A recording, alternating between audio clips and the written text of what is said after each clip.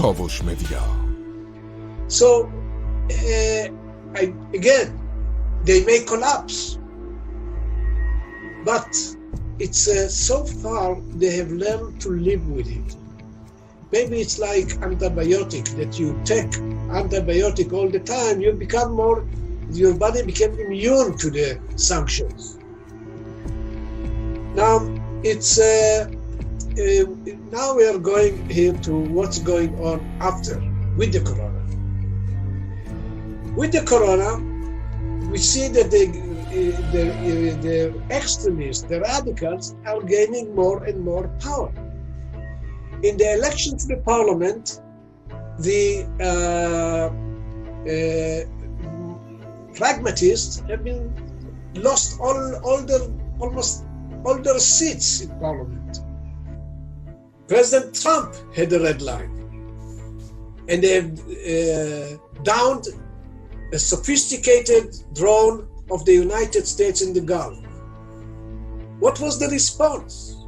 America already sent its airplanes to attack, and the president stopped them. For good reason. I think it's good not to go into these attacks. But I want to show you how it is being viewed from Iran. They viewed from Iran that they are frightened to us. Look at what's going on in the Gulf water. They are humiliating Americans. And someone who loves America, for me, is very disturbing to see what they are doing.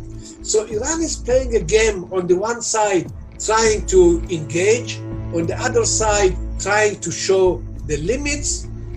And I think that here we are having this contrast in Iranian policy, and is a real challenge for the American policy. I put this title of the talk between maximum pressure, maximum resistance. My intention was to use another title, which I think explains what I want to say, what I've said in better terms. I think that what we are seeing is the weakness of the American strength vis-a-vis the strength of Iranian weakness.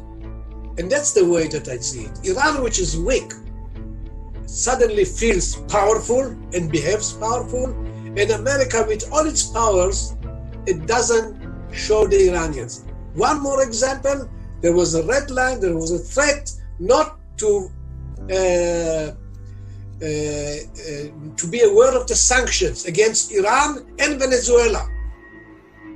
Iran sent 5 tankers last month with oil to Caracas.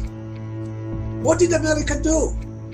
Now, maybe it's good that they didn't do anything, but I think don't threaten if you don't want to use these threats. And they viewed from Iran, it's sign of weakness.